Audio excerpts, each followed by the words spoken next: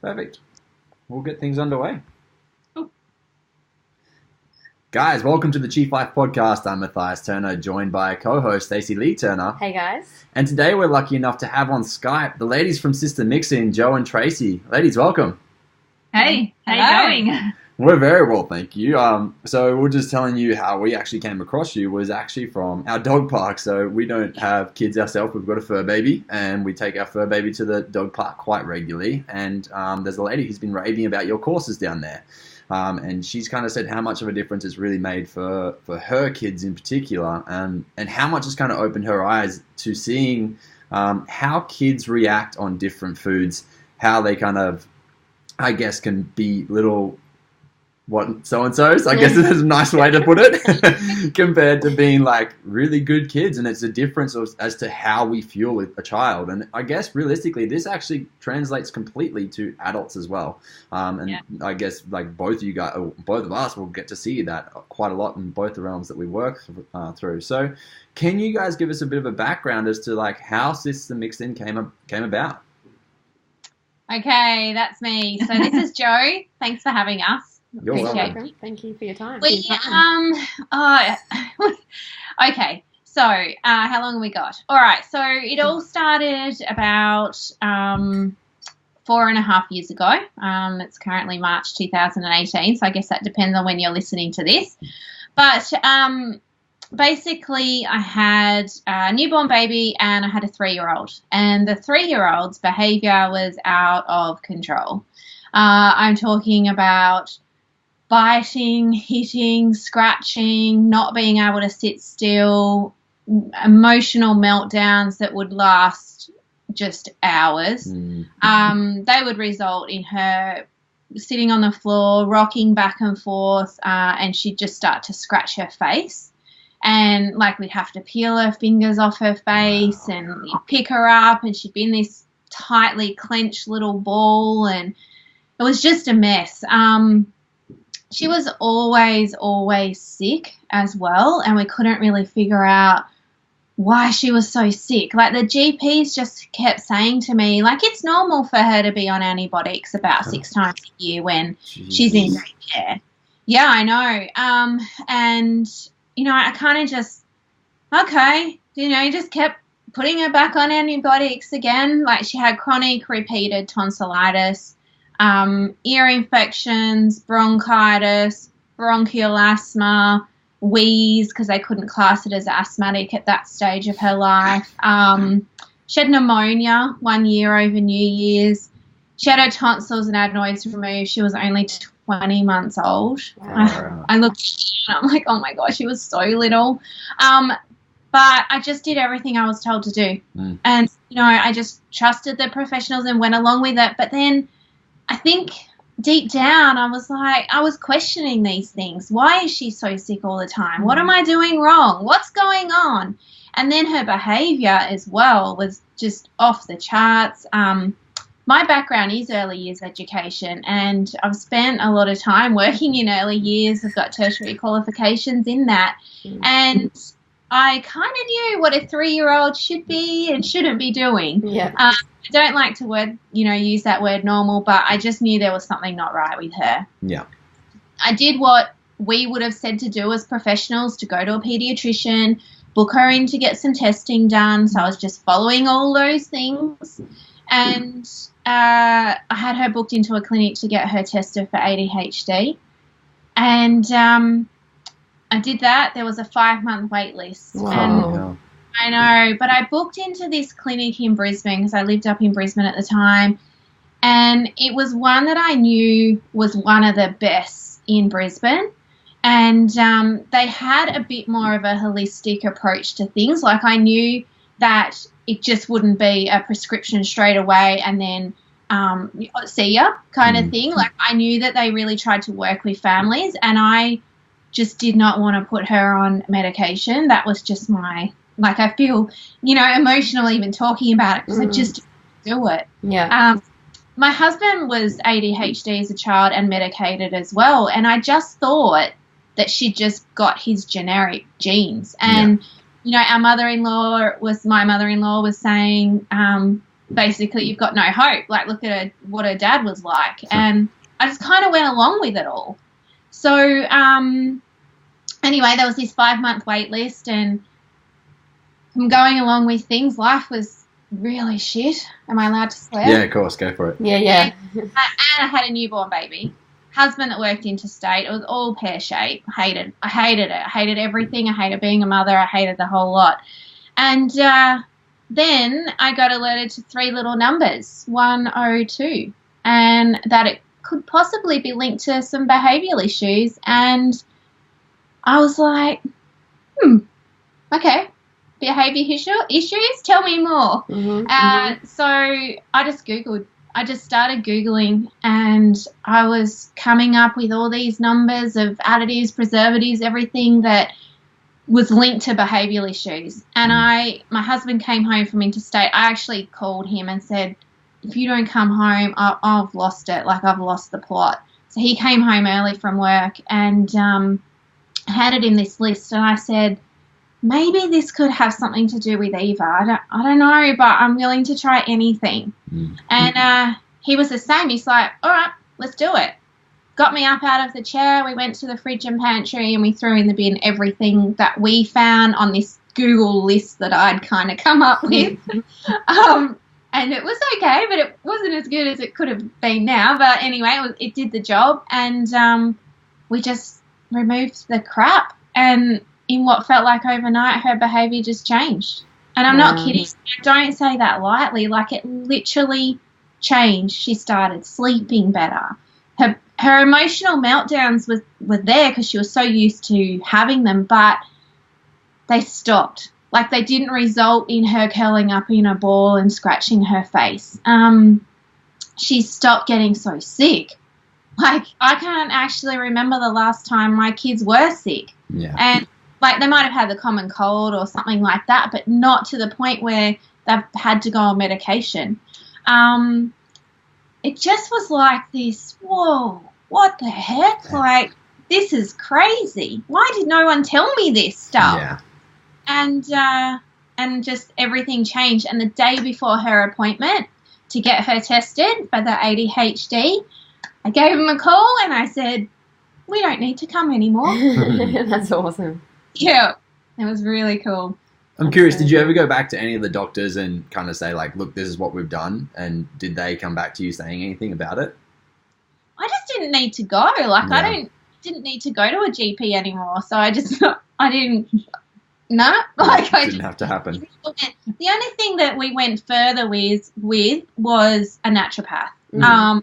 You know, she still had these red rosy cheeks, and 3 months, like, I remember 3 months daycare said to me, you know what, she hasn't bitten a child for a while. And I went, and I realised that it was about 3 months since we'd gone additive free. And that was like one of the best moments of my life, because as a mother with a child that is a biter, it is awful.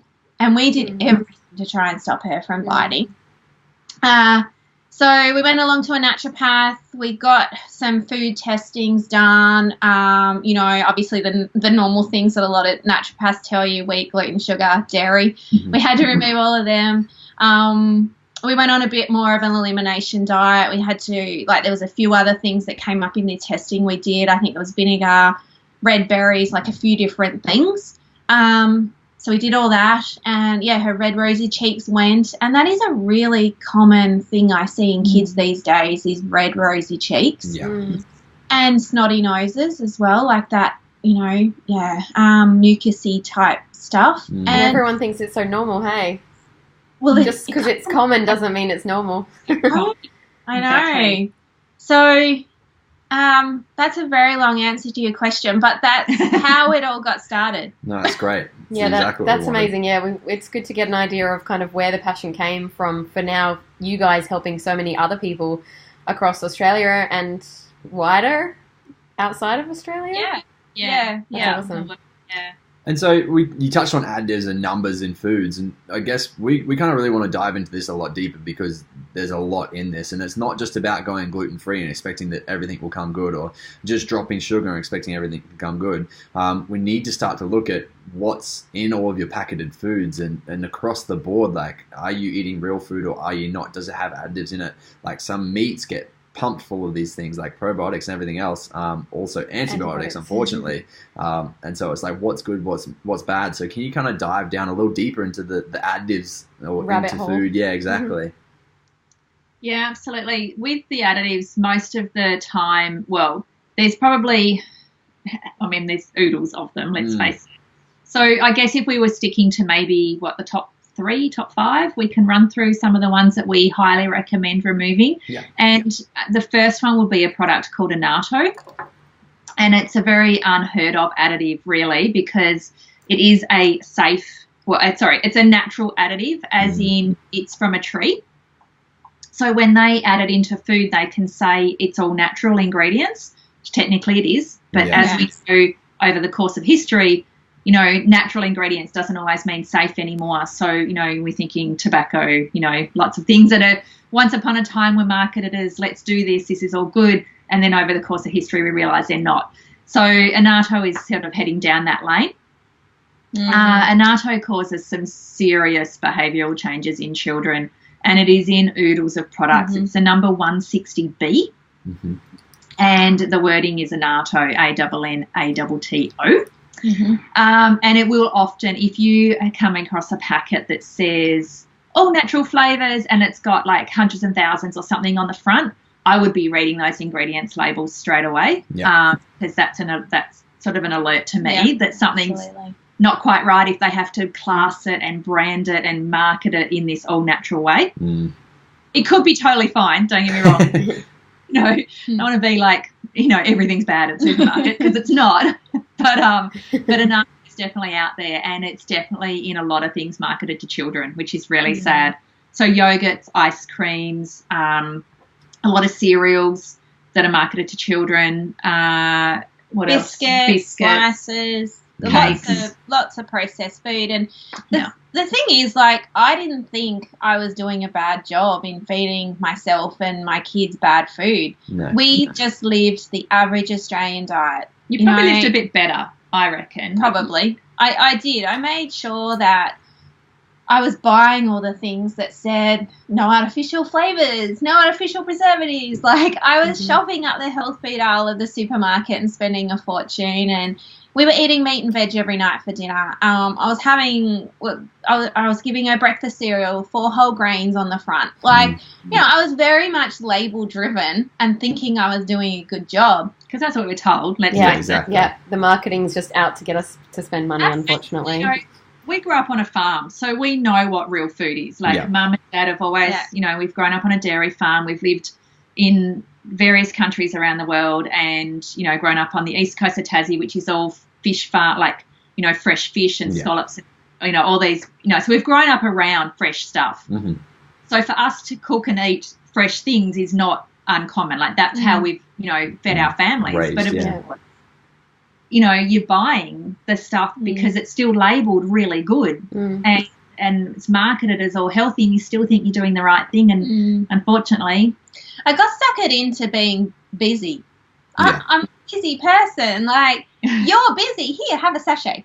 You're a busy person. Here, have some pre-made biscuits. Here, you're a busy person. Have this. So I'll be like, okay, I'll have some of that. Thanks.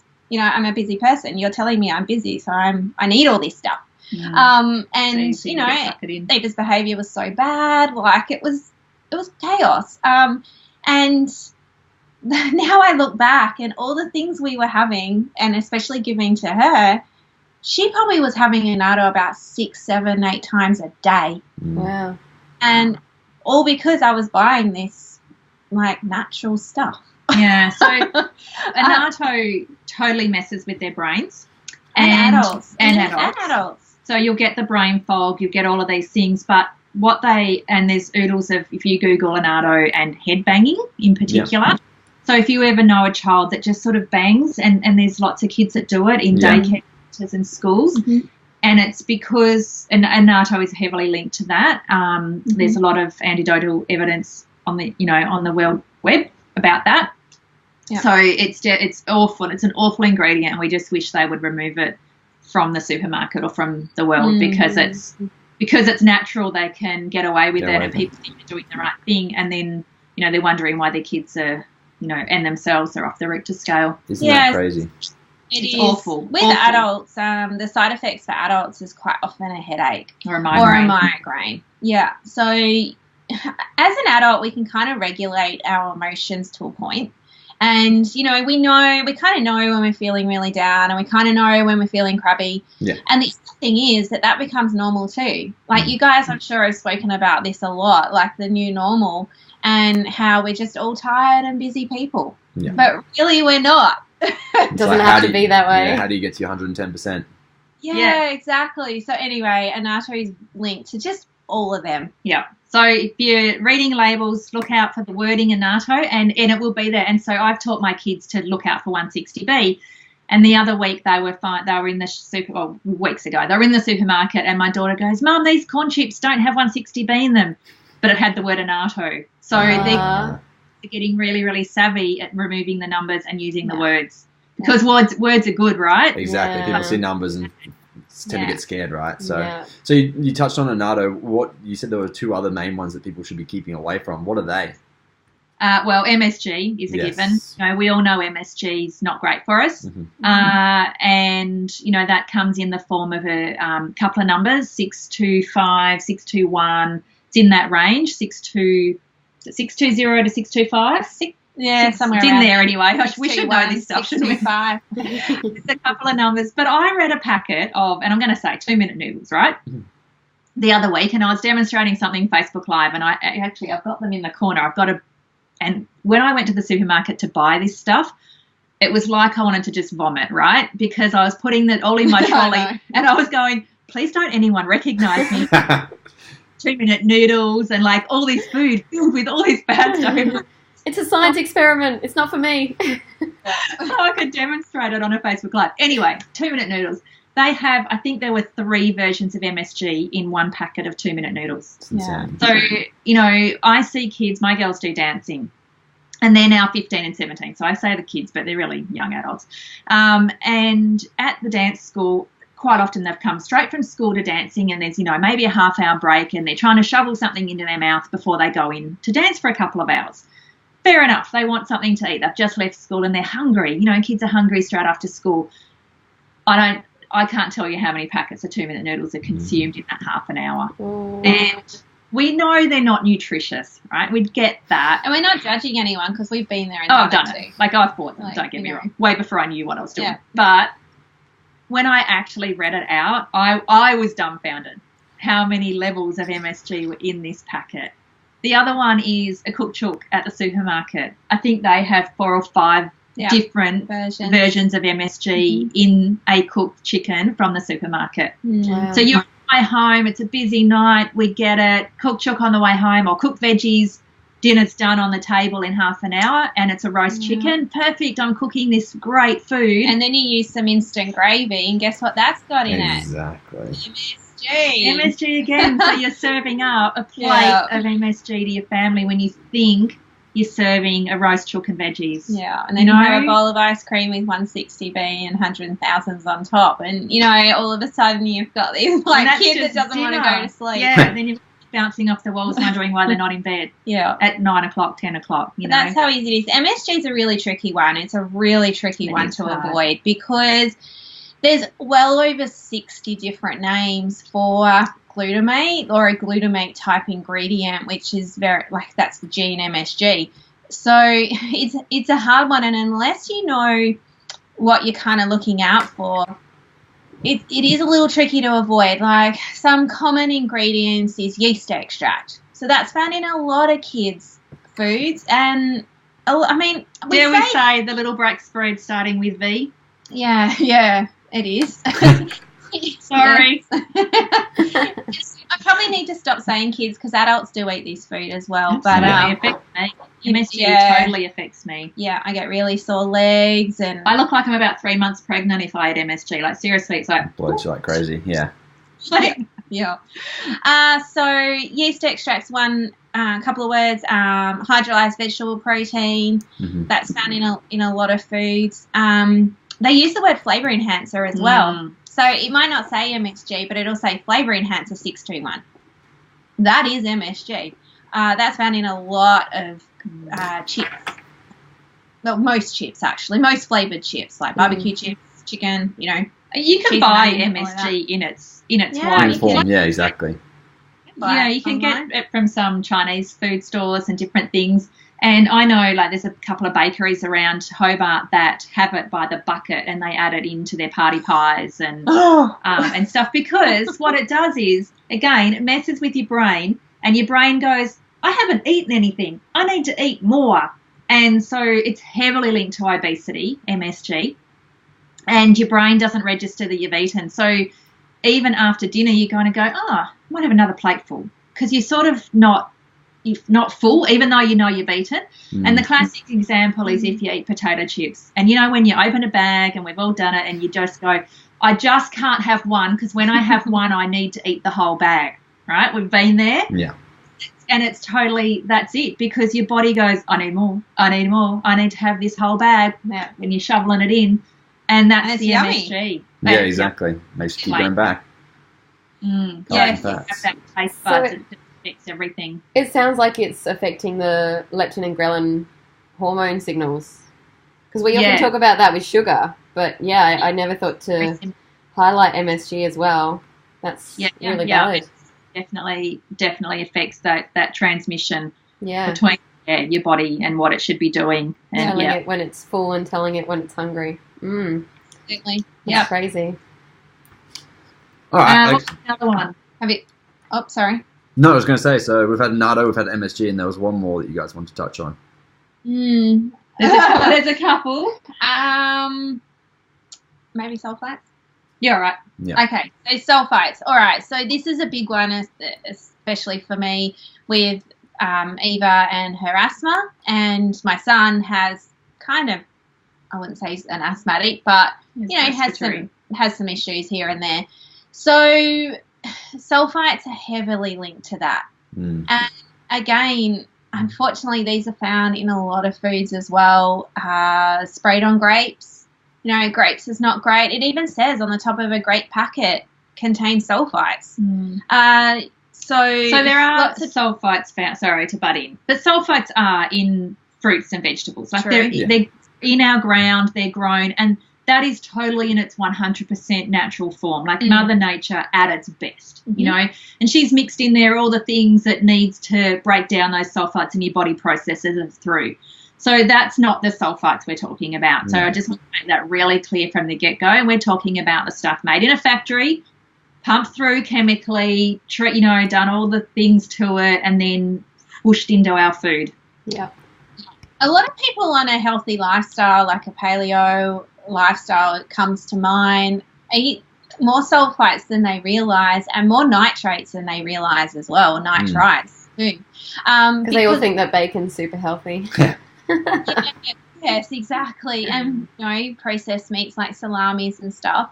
But sulfites are found in a lot of dried fruit. So if you're into bliss balls and you're making it with your dates, just check there's no sulfites in there. Same with dried, desiccated coconut as well. That most likely will have preservative O2, which is sulfites. Also, dried apricots. So dried apricots, they're normally orange, right? They're not. They shouldn't be. They should be brown.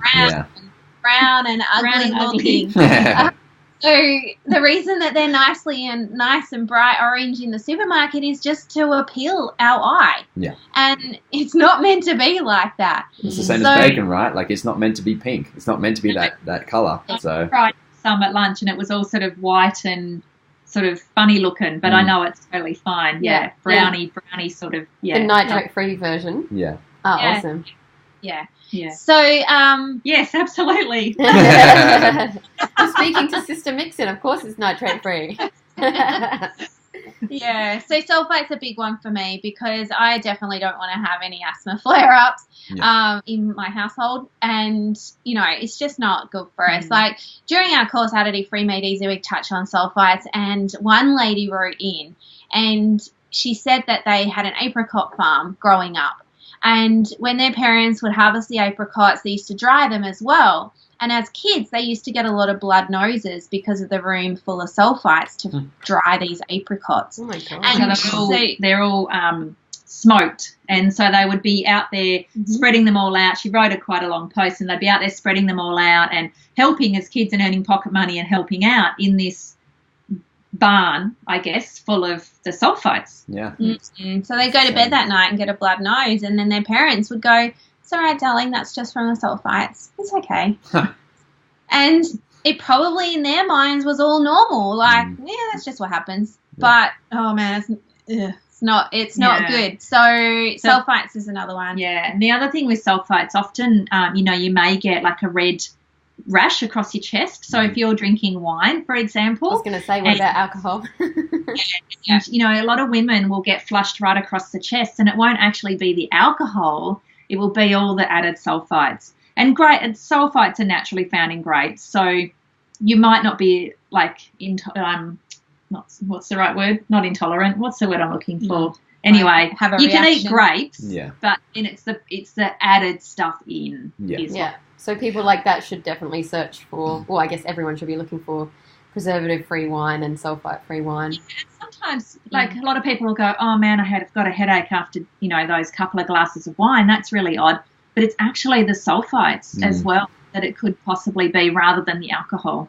It's crazy that so many people will have these reactions yet never actually put it back on the food that they're eating or drinking or anything like that. Like that, it's like, hey, I always just have diarrhea. Like it's just the way it is. Or like, oh no, I've always got eczema. Like it's just how it is. And it's or like, I have headaches in the morning when I first wake up. Exactly. These are things that people need to start to realize. Like there's a cause for that. And like you said, like it's not your normal. What is your new normal that you guys need to find? Yeah, the body's trying to talk to you and give you warning signs, and you're ignoring them. You don't realize though, like you go to the GP and say, "I'm tired all the time." And it's like, "Well, are you sleeping?" "Oh, really?" "Okay, well, here's a sleeping tablet."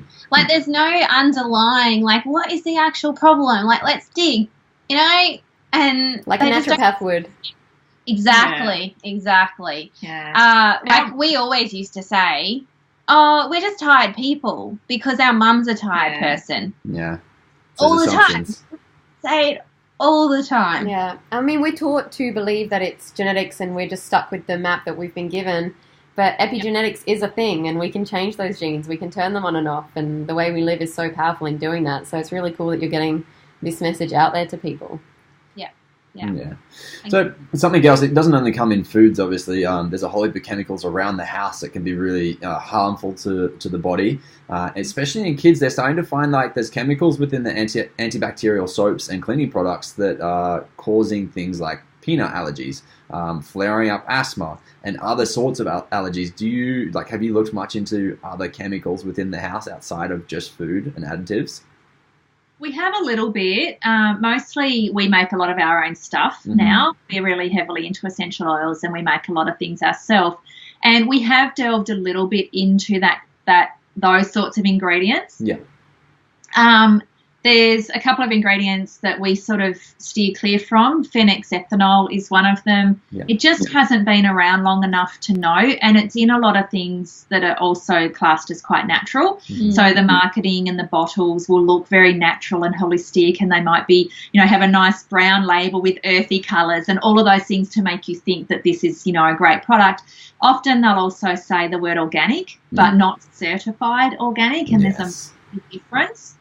So if it's got organic and all natural and things, but it's got the word phenexethanol in it, we don't use that product. It just has not been around long enough. Some are saying it's safe and some are saying it's not. And for us, we're sort of erring on the side of caution because once upon a time, formaldehyde was safe. Yeah, exactly. Anymore. Like, what was it in our paint? Lead? We used to have lead paint. Not so much anymore. Asbestos in our housing, right? Yeah, absolutely. So we're kind of erring on that side of caution there and going, no, not for us. We'll just stick to the ones we know are definitely safe. And there's a couple of products. The other word is fragrance as well. Yeah, fragrance is awful. Fragrance, man, that can be made up of hundreds of different chemicals. Just that one word, fragrance. You don't actually know what's in there. Nah. We never clue. And quite often it's not good. They can be linked to hormone disruptors. It's just lots of stuff that your body does not need. And it's so easy to either DIY your own cleaning products. You really only need a handful of ingredients. Or buy some natural stuff. It's actually reasonably cheap to make your own stuff as well. Like we're also very much into the essential oils, and we make our own stuff, and it's not expensive at all. Like we thought it was going to be ridiculous until we started doing it. We're like, oh wow, this is actually very affordable. I think especially when you use the essential oils for other things, and then you realize that they've got so many different purposes. It's like, oh yeah, I'll just chuck some of my Purify with some water into this spray bottle, and I can just use that. And it was only like 15 drops of a 150 drop bottle. It works. So I mean, have you ever cleaned your oven with essential oils? Oh no, but please tell us which ones we need to use, because it's in desperate need of a clean, and I don't want to use the stuff in the supermarket. We use doTERRA essential oils. Same. And from the sounds of it, you do the same, being because you mentioned Purify. The doTERRA soft scrub, it's on their website. Just Google it, doTERRA soft scrub.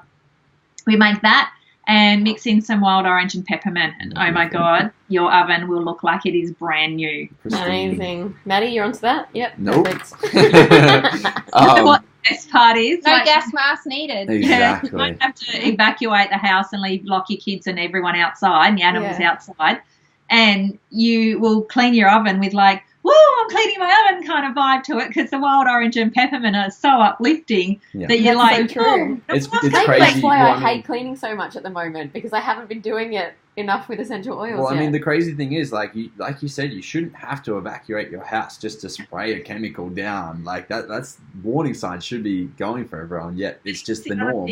So What was the last cleaning product you can actually eat?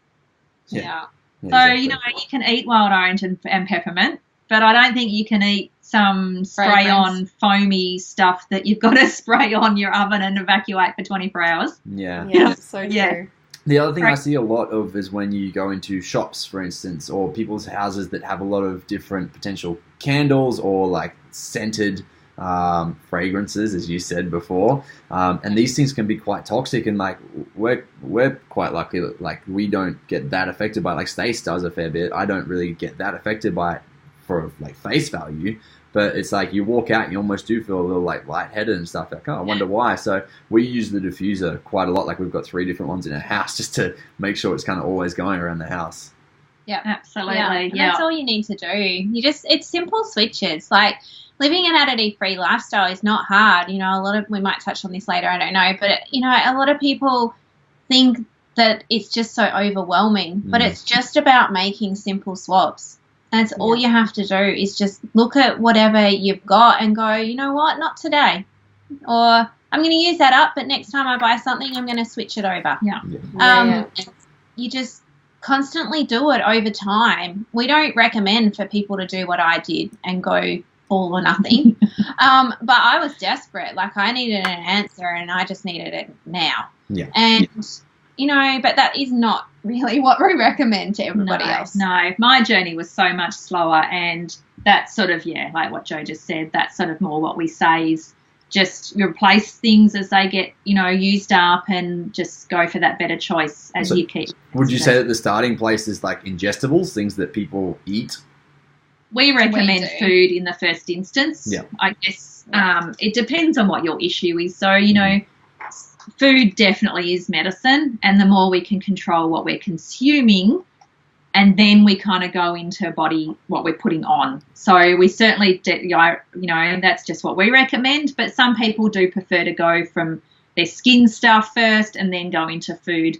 I guess each to their own. Yeah. Either way, there's no wrong. You know what? Whatever you're doing for the better is for the better. Exactly. And just keep going, and then just keep making those switches until forever. Like we're not perfect either, and we'll say sometimes we feel like, I don't know, some barbecue chips, and we just reap the consequences and eat them. Like, it's not about being perfect 100% of the time for the rest of your whole life. It's about understanding what you are actually doing to your body, whether that be in a food way or a cleaning way or a, you know, scented candle way or whatever way, but you actually understand it. Yeah. And then you can, you know, when you do wake up with a headache in the morning, you can say to yourself, why have I got a headache?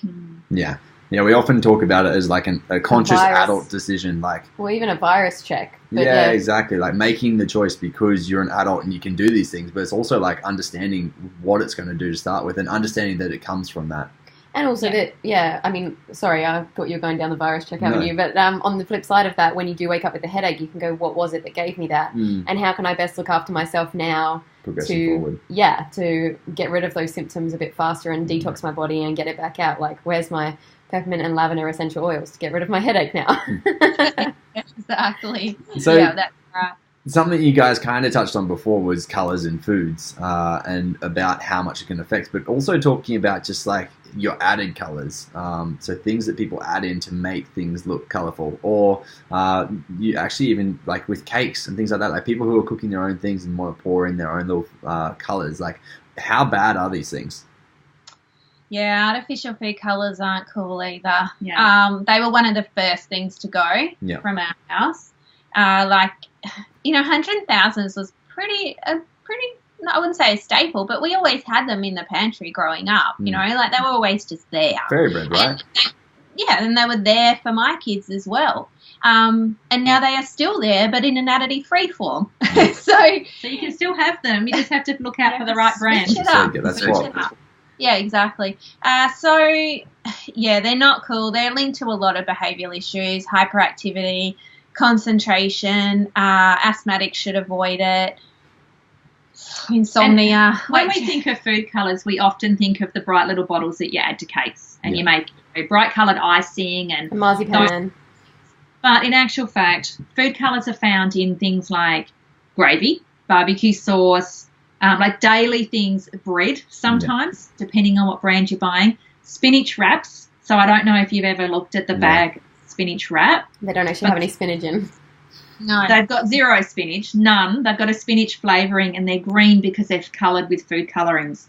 So, you know, again, buy spinach wraps, they're going to be great, da-da-da-da-da, and they're not even spinach, and they're just coloured with food colourings, and yet you think you're feeding your child healthy spinach wraps. Like, it's insane. So when we think of food colours, please don't think of just the bright little bottles or those little balls full of sugar, hundreds and thousands, because that's not where it ends. It is in so many things: ice creams, yogurts, margarine, which is by the way.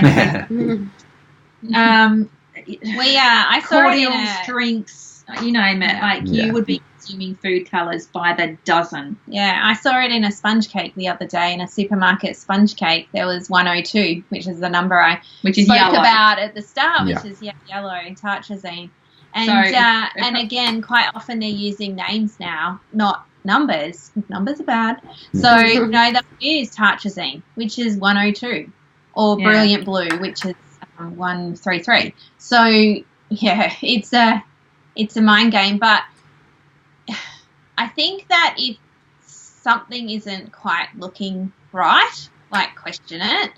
But it is hard when you're picking up a sponge cake. Like, you wouldn't think there's yellow food dye in there. No. I bought some scones yesterday because I'll tell you why. So I made some scones a couple of weeks ago, or maybe a month ago now, and I had 2 of them left over. I put them in a container, popped them in the pantry, and I forgot about them. And I got that container out of the pantry 2 weeks later, and they were literally covered in mold. Like, they were green, first happening everywhere. And so I thought, I wonder how long it would take for a supermarket scone to go like that. So I bought some yesterday. Making sure nobody saw you buy them because it was for an experiment. Bottom of the trolley. And we'll see how long they take to go moldy. But the point is, there's like preservative, emulsifiers, antioxidants. I don't think there was food colour in there, But just all these ingredients that were so not in my scones. We had someone write into us once to tell us they were buying wholemeal bread from the bakery, so not the supermarket, the bakery, and it was tinged brown because it had food colouring in it. So it was exactly just white bread, but tinted with food colouring. Yeah. They were selling it as wholemeal. Yeah. I was watching a Play School episode a while ago now, I'm going to say 18 months or so ago with my son, and Play School went off to this excursion to a bakery, and they were making bread, so it was in the massive big kneader, like this, massive big pot, and they put all the flour in and the water and yeast and whatever, and then he got out this yellow food dye bucket and just went gurgle, gurgle, gurgle into the kneader, just tipped it all in, and then kneaded up the bread, and out came the bread. So insane, hey. I actually saw, this is something that I think a few people have seen, the video of a Macca's burger where they check it every month. So they've made it, left it there, and they just keep checking it every month to see if it changes. And it looks exactly the same. Looks exactly the same a year later, which is crazy. And disgusting. But I think people don't assume, or they don't think of it the same, yet it almost is. It's like, hey, you wouldn't put this in your body, yet you will go and put this in your body, and yet it can almost be close to the same. It might not be as bad, but it's close on it, so it's pretty crazy. We say to people throughout Additive Free Made Easy when they're first starting out, if you can have something on your bench that is going to last through a zombie apocalypse, then, what is that doing to your insides? So the classic example is back to the spinach wraps. Now, Joe's moved from Queensland. We often, as we've said, buy some stuff that we can then demonstrate what's actually in the ingredients. So she had these spinach wraps. They were opened. She'd done a demonstration over Facebook or a webinar or something, and put the rest back in the packet and shoved them back in her office. So this is an unair conditioned office in a house in Queensland. It was about 7 or 8 months before that packet of opened wraps in the heat in Queensland started to show signs of going mouldy. So 7 months. I'm in Hobart, and mine last longer than that in my office. They're down in the corner. They're months and months old. I've got Anzac biscuits that I bought from Woolies that are way past the use-by date, and I still go, here's the Anzac biscuit, blah, blah, blah, ingredients, as if it's like I bought them yesterday. Yeah. It's crazy. Crazy. Yeah, that is insane. Doing heat insides. How can you process all of that down when it doesn't even disintegrate in heat, degree heat? It's not a perishable food, even though it should be a perishable food. Yeah.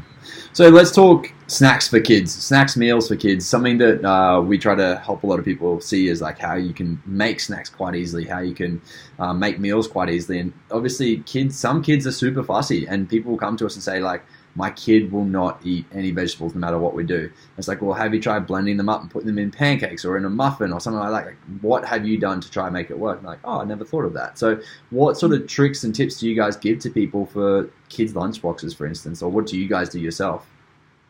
I think, I'm going to take this one because I've got fussy kids, right? Yeah. My youngest is super fussy and still is, and she's 15, so it's really hard, and it doesn't, I hate to say it, I don't even know if it gets easier as they get older. Yeah. It's gotten easier. I'm really sorry, parents listening. Some do. Some do. Not this one. Oh, man.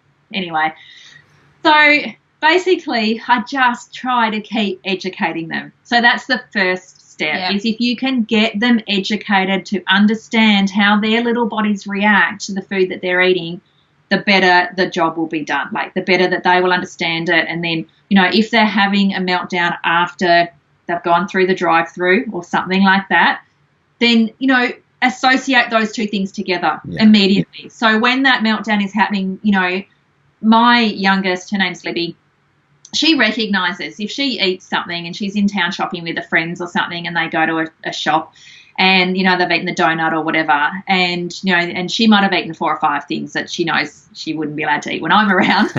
But she, being 15, they ate it anyway. And she comes home the next day, she's like, oh, man, I feel really sick. I'm like, duh, really? Because, I haven't told you that. And she knows now, she actually knows that it is going to make her feel that way. She went to a birthday recently at Pizza Hut. all you can eat thing. What do you do though? You know, like you've got to live life, right? So she goes, we definitely did it as teenagers too. Yeah. But she goes, it's okay, Mum. As she's getting out of the car, I'll only have water and I'll only have 2 pieces of pizza. I'm like, that's okay, darling. You know. Yeah. So she actually doesn't like fizzy drinks, so that's always a winner. Yeah. She hates. So she's always having water anyway. But she knows that she was going to feel really crappy the next day.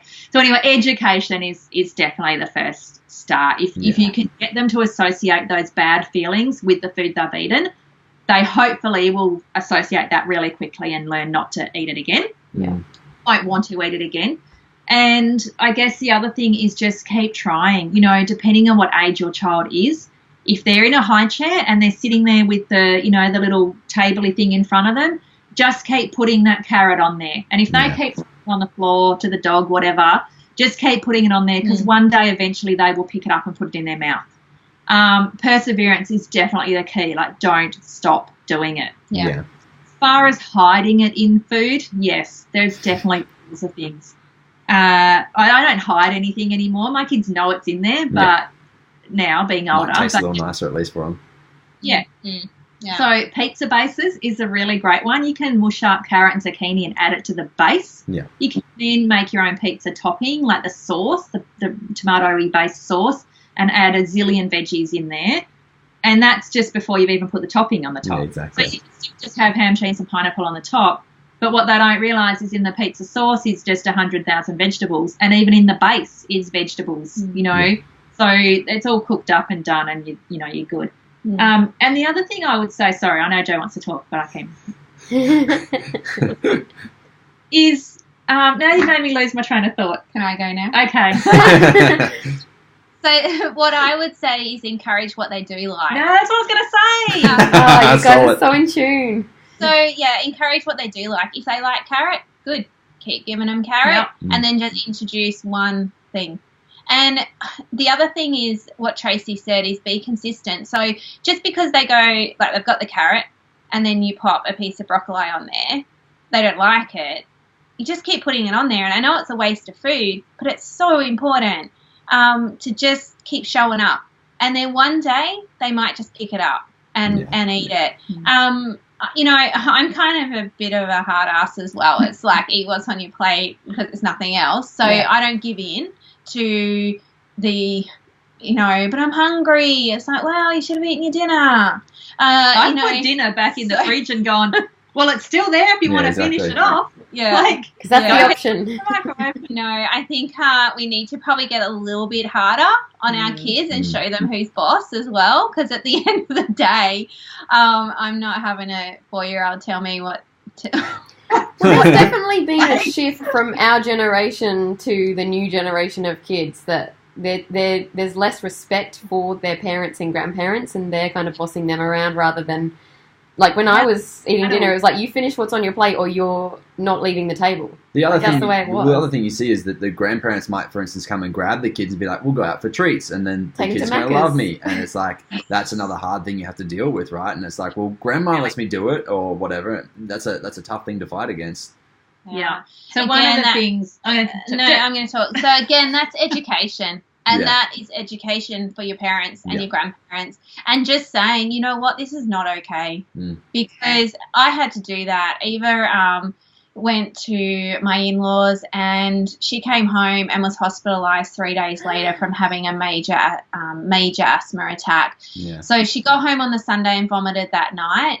And then Monday, I've got a video of her getting in the car to go to school, and she was just an emotional wreck and literally like holding her stomach, rocking back and forth, doing what she used to do and saying, just make it stop, Mum, just make it stop.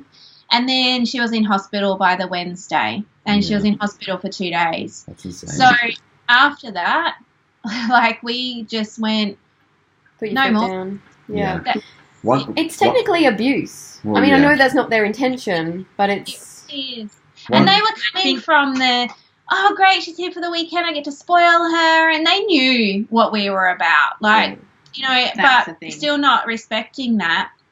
So even if your kid doesn't get hospitalised or doesn't vomit, you know, I think it's still important to say no. not on my watch. Or what we give our clients, what we give advice to them is that education is always number one. And number two is if you don't like what your grandparents are feeding your kids, and they're not up to it, take food to their house. So in the end, I went shopping and I took in grocery bags of stuff and I just said, this is no different to her having a peanut allergy or a dairy allergy. You wouldn't be giving it to her. So please don't give her the crap that she can't have. So here's some junk food that is additive free and it's still junk food, but I know there's no real harsh chemicals in there. So give her that.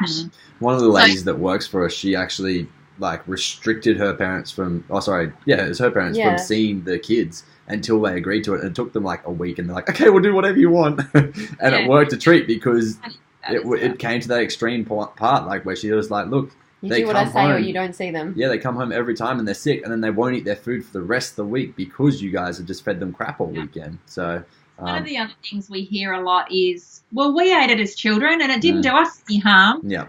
You know what? I call total BS because we weren't eating it as kids. I know when I had McDonald's for the very first time and I was 12. Yeah. And I know that because it wasn't in Tassie until I was 12. In Burnie. It wasn't in Burnie. We lived in Burnie on the northwest coast of Tassie. I think it was in Hobart.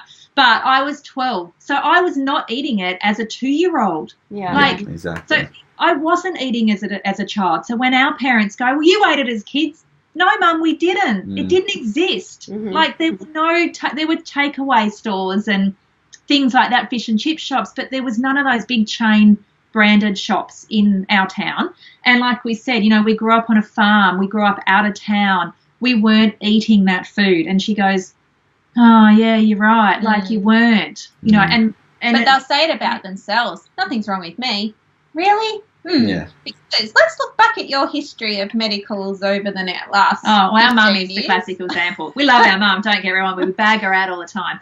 So she's just a mess. She's tired. Oh my God, she's got lots of issues going on. So we just call BS because we weren't eating it as kids, and neither were our grandparents or their parents. You know. Yeah. And the buck stopped with us, and it completely correlates, right? This is how you are because of what you've done. Yeah, accept where you're at, take responsibility. Yeah, absolutely. If you look back at 50 years, so 50 years is not very long. No. I'm 43, right? So it's still not that far away. Yeah, it's a really short amount of time. It's very young. But in 50 years, in 50 years, how much of an increase in our medical issues have we seen, right? Yeah. So we've seen diabetes is out of control, obesity is out of control, behavioural issues are out of control. There's illnesses I didn't even know what they were. Joanne had to tell me, like ODD and oppositional defiance something. And that's my dog growling down there. And she was under the desk. I didn't even realise she was there. You're lucky you got such a quiet dog. I think our dog needs to go additive free. She's barking like crazy all the time. Additives. I know. But, if we look back at 50 years, and all of those illnesses are linked to food in some way, shape or form, even cancer.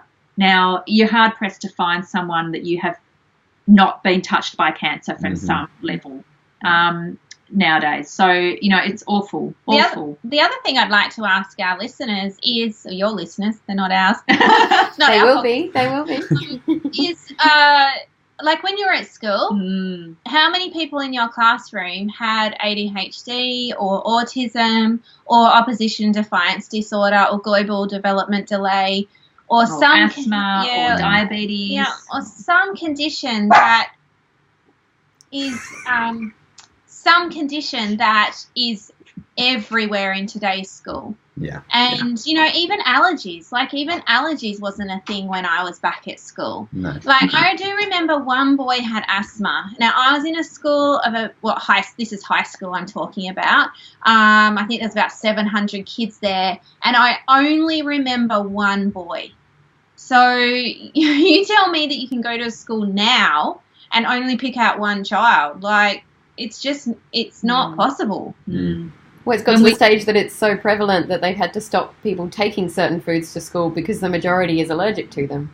Oh, yeah, that's right. And, there's always I'm going to say 9.9 times out of 10, there's always a child in a classroom that has some condition, whether it be autism or ADHD, and it's just so common. Yeah, I did a talk at a school like last year, and the principal was at the talk, and I had an array of food on the table, and it was, talking all about additives and preservatives, and I asked that question to the people that were there. I said, I want everyone to raise their hand if they remember anyone in their classroom when they were kids that had, an issue. Yeah.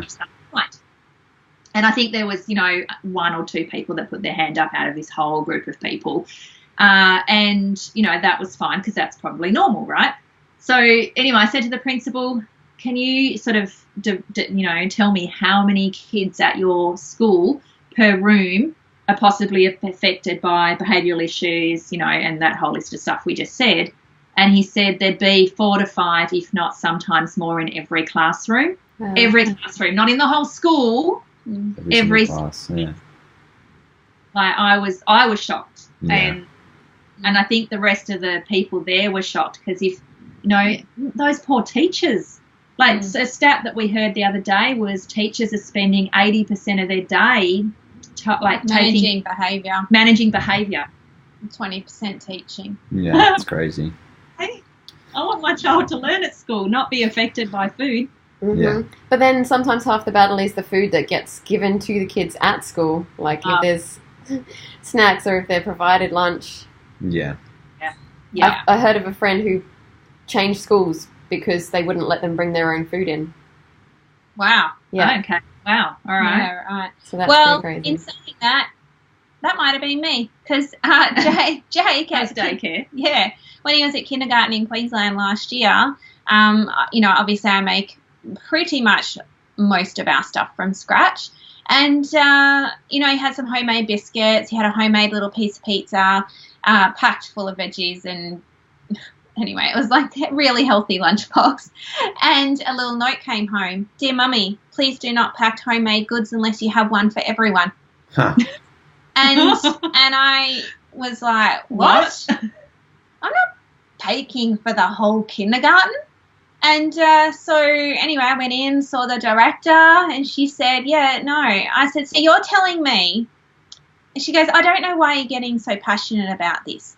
I said, okay, right, so you're telling me that I would be allowed to pack a bag of tiny teddies and a little bag of shapes and a Vegemite sandwich and a roll up and some fruit, and that would be okay.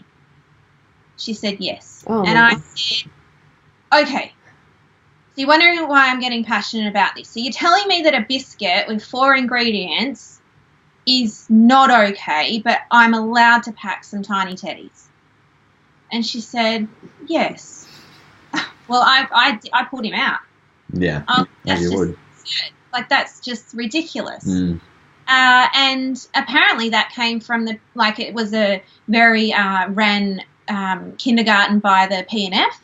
And so I said, awesome. I said, look, I run a business on additive and preservative free. How about I come along to the P&F and I can educate these parents about how to pack additive free lunchboxes?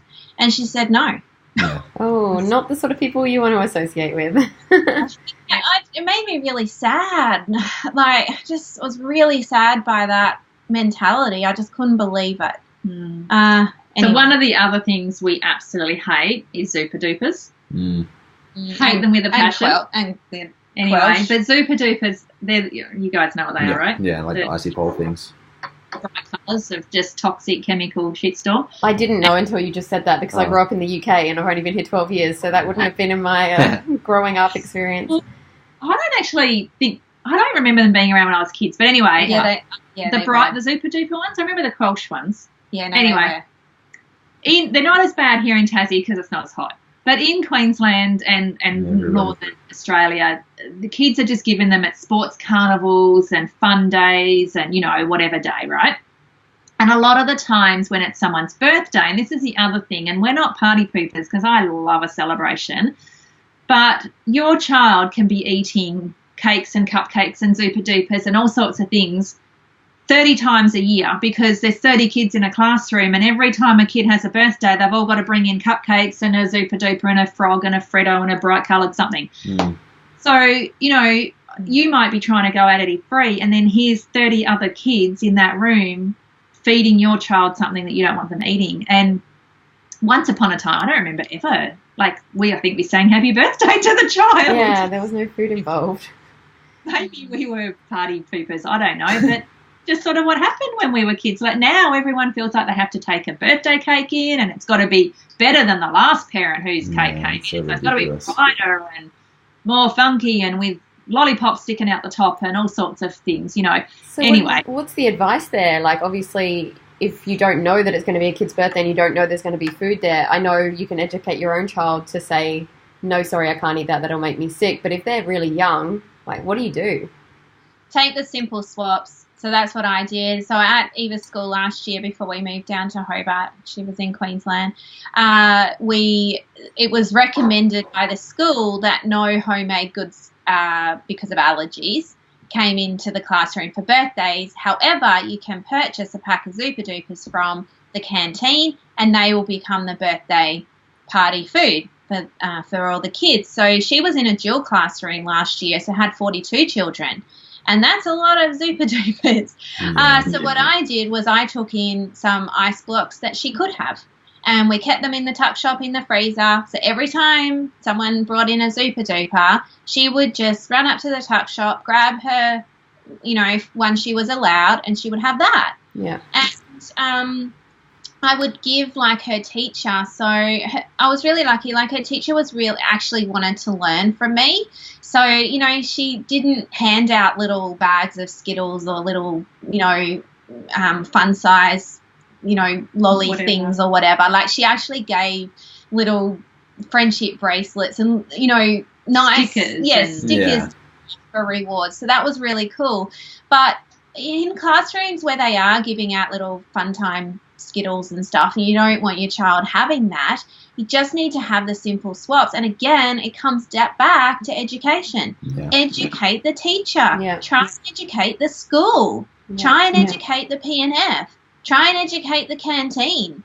Or take your child in those simple swaps that they can actually eat, and give a bag to the teacher and give a bag to the tuck shop, and just have all your, you know, everything easily accessible for your child, so they don't feel like they're missing out. Yeah.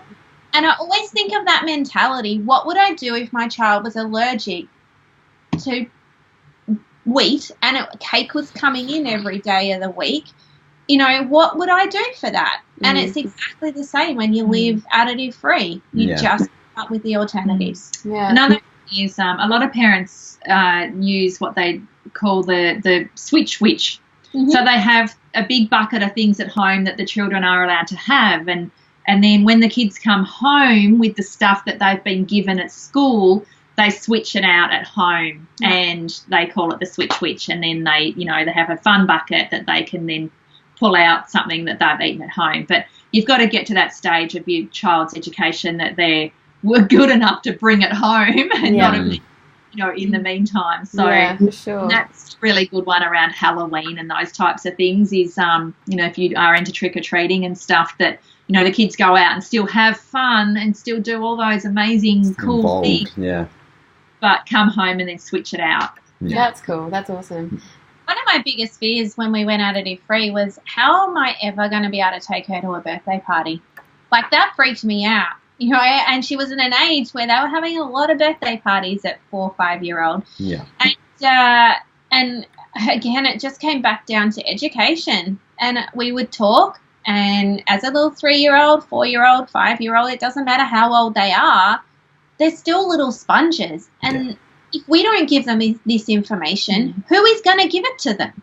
And it's not about brainwashing them or making them feel bad if they do eat the wrong thing. It's about making them understand how they will feel when they do.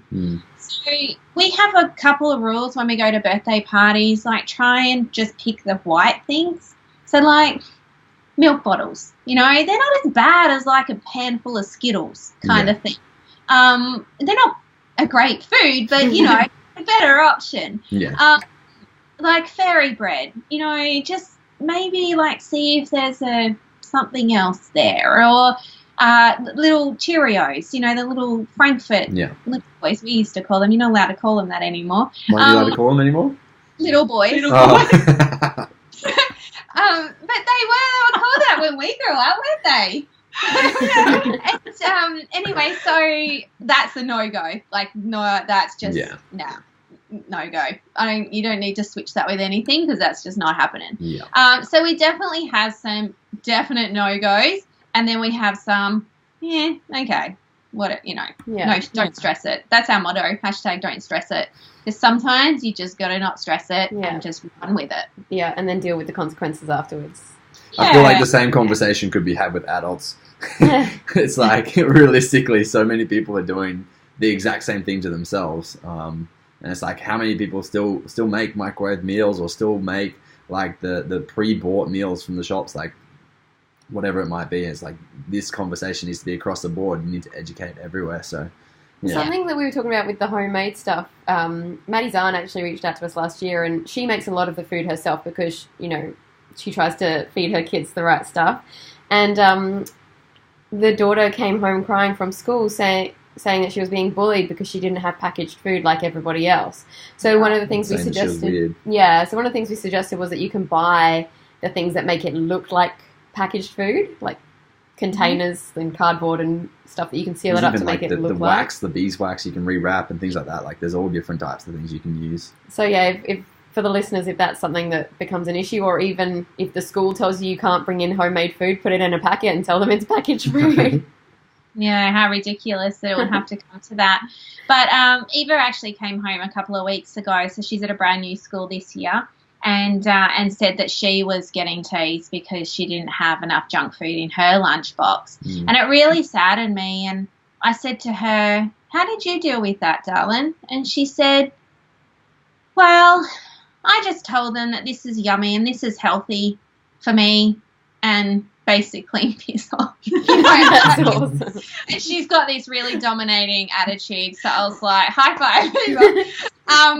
But, you know, I understand a lot of kids wouldn't be like that. So she stood up for herself, and she was like, my lunchbox is cool. Like, my lunchbox is healthy, and this is going to make me feel good. So you can think whatever you want to think, but this is my lunchbox. Yeah.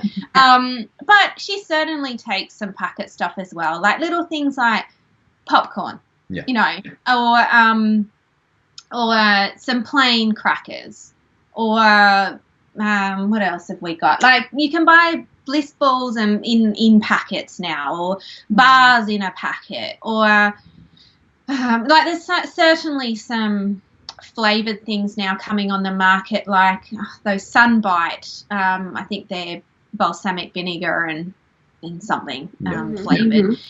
You know, so there's she does take some packet food, but the majority of her lunchbox is homemade. But again, I don't know, like, I just see it as coming down to education and just having that empowerment to stick up for yourself. And I understand there's different personalities, and some children will not be ready for that yet. Not everyone is like my daughter, but I don't know, like, it is about just saying, well, you know what, darling, you're the one that is going to be happy. You're the one that is going to be able to concentrate at school, and you're the one that is living your best life possible because you're going to be healthy. Yeah, that's and awesome. Just leave the power back in their hands. Yeah, make it super cool. good about it. Like, good. Yeah, I'm glad I have this lunchbox. Yeah, it's really powerful. I feel like we could actually sit and talk for hours. Like, we've got so much in common, so much that we want to talk to you about. You have to go and pick up your kids from school. Exactly. So I guess what we might start to do is wrap up. But can you just really quickly explain the courses and other products that you guys offer and how people can find them? Absolutely. So Additive Free Made Easy, one big long word, additiveFreeMadeEasy.com. That's where you can find our course, our program. We've had nearly 2,000 people go through that program now, and I put a poll in the Facebook group you get to join if you're a paid member of the course, and I asked, the poll was, have you seen an improvement have you noticed a massive improvement? Have you noticed any improvement at all? And have there been zero improvement? And I think there was one person that said zero. I'd be interested to ask them if they actually followed your information. That's right. Yeah. I don't know if they've actually done the right thing. But the majority had said massive improvement or improvement in this is for kids and adults. Yeah, in their whole family. Like, it was aimed at the whole family. We were both really shocked. We're like, oh my God, this is so awesome. Anyway, so there's so additivefreemadeeasy.com and depending on when this is going live, because we're actually rebranding and we're changing our name from Sister Mixin over to Additive Free Lifestyle. Cool. So it actually represents our brand far better, and we're super excited about that. So depending on when this is going live, it will either be Sister Mixin or AdditiveFreeLifestyle.com. When does your changeover happen? We haven't released that yet, but okay. We can ask you when we stop recording so that we can put the right title up. Let's just say May. Okay. As soon as possible, we can get it organised. It's a big process to change off. This will be released before May. Yeah, it will. So people who are looking, exactly, is the first point. There will be a redirect anyway, so even if you're Sister Mixin, you'll get redirected, even if you're listening to this in a year's time. Yeah. Yeah, perfect. So we have our own podcast show as well, which is called The Whole Circle. So you can search that on iTunes. And we talk about a whole circle of topics, which is why it's called that. So it's very much from a health and wellness point of view. We talk obviously about additives and preservatives, but also about health and wellness in general. We touch on essential oils and, lots of different stuff in our show. All our blog posts and recipes. We have a physical product store as well. So that was something that came about because, I was buying these additive-free 100,000s and this, Vegemite alternative and different stuff. And people were asking, well, where do I get it? So we decided to start our own store. So we've got over 400 products in our store now, ranging from cosmetics, body care, right through to some food, pantry items, to kids' supplies and lots of different additive-free stuff. Mm-hmm. All of it can be found at sistermixin.com or additivefreelifestyle.com. That's unreal. You'll find us. So we'll make sure we link all of that. We got two last questions that we ask all of our guests. So the first one being is, what is your biggest drive for the both of you? What gets you up day to day and makes you do what you guys do? Empowering the people. Yeah, I love it when people go, I've just realised it was this and I'm never eating it again. Like, it's so awesome when we see those breakthroughs, and we absolutely love it. That light bulb moment. When their husbands have the light bulb moment. Out of the 2,000 families, do you want to know how many men have registered for our program? Yes. How many? None. 0. What? I wasn't expecting that. I was expecting maybe a low number. Maybe 10 or thereabouts, but No, 0. They've all been the wives in the family, the mum. And some have just been grandparents, but still women, all women. So we are challenging the men to register and getting it out there, because I hate to say it, guys that are listening, but you guys are a pain in our rear end. Like, the wives are all trying their hardest, they're doing their thing, and they're, trying to get their whole family under control. Yeah. And you guys are taking the kids to the shop and feeding them something at Bunnings, and, You know what you got to do is just hit their testosterone. Like, just literally be like, market it to their testosterone. Like, hey, guys, are you lagging in the bedroom? Like, are you guys not performing well? And literally, how much you can put around testosterone will drive that male to come and buy that. And he'll be like, oh, wow. But Good idea. Good idea. Little insight. Thinking a man's brain. Exactly. So when the man finally has the light bulb, taking them through the drive-through last night really wasn't a good idea. So when they have their light bulb moment, it's pretty cool too. I once would have said that my getting out of bed in the morning why was my daughter. And I say my daughter because my son's only ever lived additive free. He started solids when we were additive free, but now it would be the people, our followers, those families that we yet have an opportunity to help them. And we feel like that's our job now. It is our job to keep educating the masses and keep educating people and families who need it, because there's so many families out there that are living the life like I used to, and it just doesn't have to be that way. Yeah, and, you know, if we can help families cancel their appointments, then, you know, we're going to do that. Yeah, that's awesome. That's really cool. Well, then the final question to wrap it up is, what's your biggest fear? What scares you guys? Fame is Going scaring deep. me a bit lately. My spiders. Fame and spiders. Famous spiders. Famous spiders, yeah. Whoa. Yeah, spiders definitely for me. I think the bigger we get, the more popular, the more popular we're getting. You know, no, I wouldn't quite call us famous yet, but that does worry me a little bit. I fear. I guess my biggest fear is not getting through to my kids. So mine started this journey a lot older, and it is a lot harder to get them to understand what's going on. And all the information that I have learned, as much as I try to impart that information onto a 15 and 17-year-old, they're just, whatever, mum. Okay, mum. You know, I don't know anything, because teenage kids know everything. You know, we get it.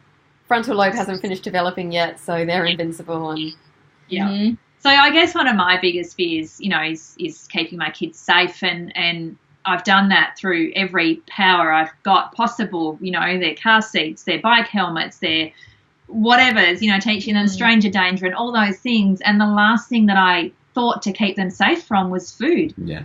And Crazy. that kind of, when I realised that, I was like, wow, that's my why, because I've kept my kids safe from everything. I'm married to a police officer. He knows what goes on out there, right?